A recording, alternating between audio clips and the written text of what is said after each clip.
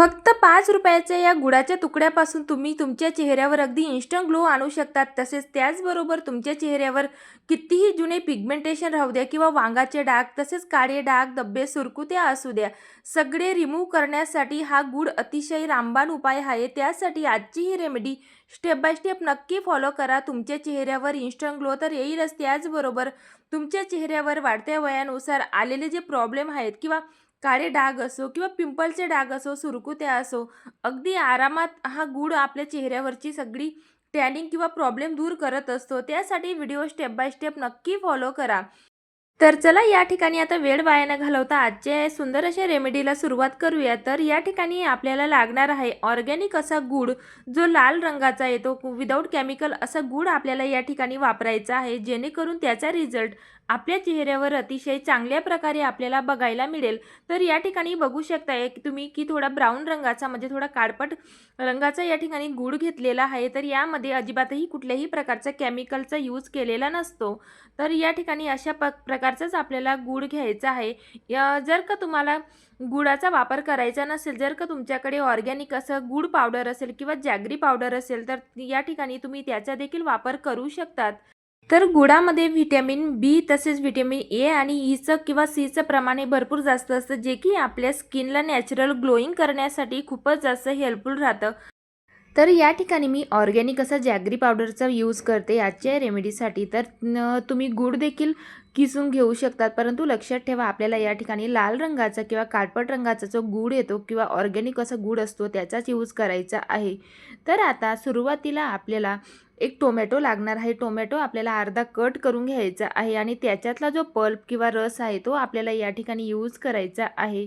तर साधारणतः अर्धा टोमॅटोचा या ठिकाणी रस आपल्याला लागणार आहे. तर टोमॅटो आणि जॅगरी पावडरचं कॉम्बिनेशन हे आपल्या स्किनवरील पिगमेंटेशन दूर करण्यासाठी खूपच जास्त हेल्पफुल राहतं.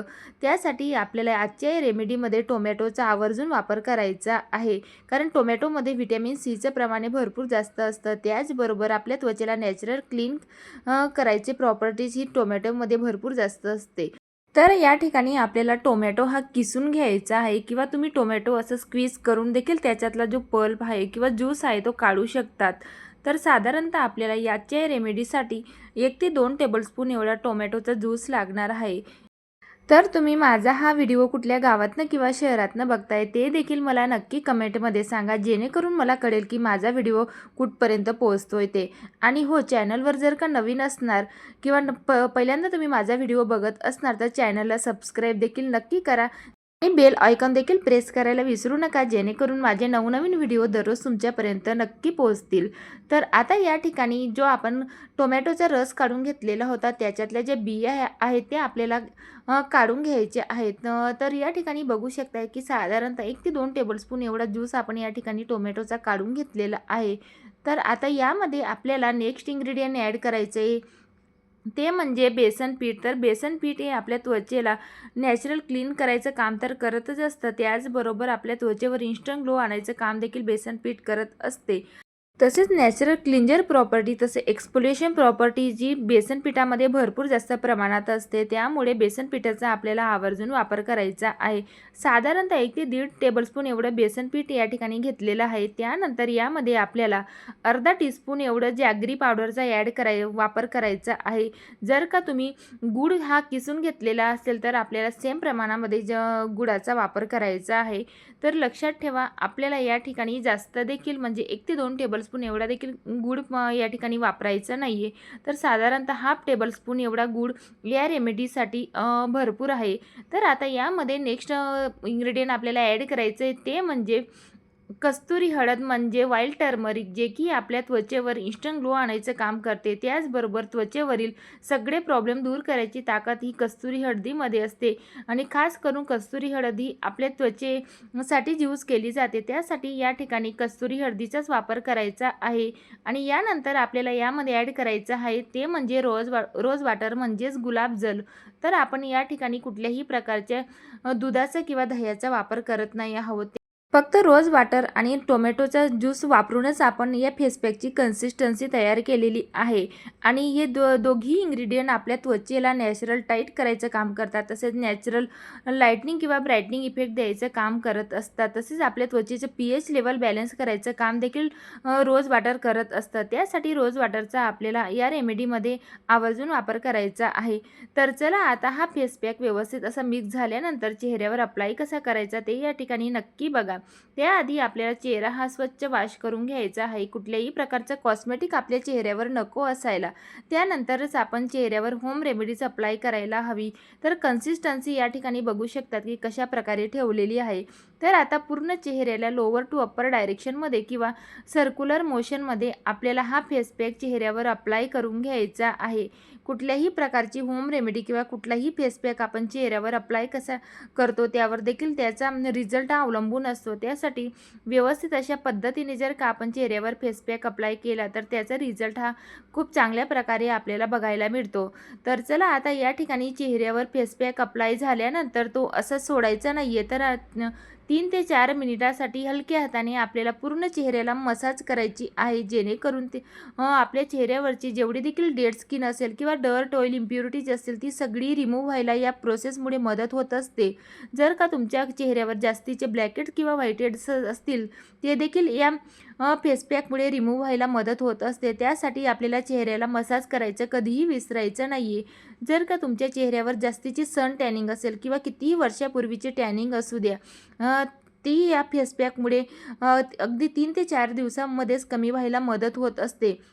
त्यामुळे आपण आठवड्यातनं 2 ते 3 वेळा हा फेस पॅक नक्की चेहऱ्याला अप्लाय करायला हवा. तर गुळाचे फायदे हे आपल्या स्किनसाठी भरपूर जास्त असतात. आपल्या त्वचेला नॅचरल ग्लो आणायचं काम तर गूळ करतच असतो. त्याचबरोबर चेहऱ्यावरील कितीही जुने वांगाचे डाग असू द्या ते देखील या रेमेडीमुळे दूर व्हायला मदत होत असते. त्यासाठी आपल्याला सातत्य ठेवणे खूप जास्त गरजेचं असतं. तर आपण जी पण होम रेमेडी घरी बनवतो किंवा आपण चेहऱ्यावर अप्लाय करतो ते आपण कंटिन्युअसली जर का 10 ते 12 वेळा म्हणजे 3 ते 4 महिने कंटिन्यूली आपण चेहऱ्यावर अप्लाय करत राहिली तर त्याचा रिझल्ट हा खरंच खूप चांगल्या प्रकारे आपल्या चेहऱ्यावर बघायला मिळतो. तर चला या ठिकाणी 10 ते 15 मिनिटानंतर थंड पाण्याने चेहरा वॉश करून घ्यायचा आहे आणि रिझल्ट तुम्ही या ठिकाणी बघू शकतात की किती सुंदर असा ग्लो चेहऱ्यावर येत असतो. त्याचबरोबर आपली चेहऱ्याची त्वचा ही तेवढीच छान अशी टाईट होत असते आणि चेहरा आपला खूप फेशियलपेक्षाही सुंदर असा रिझल्ट आपल्या चेहऱ्यावर बघायला मिळतो.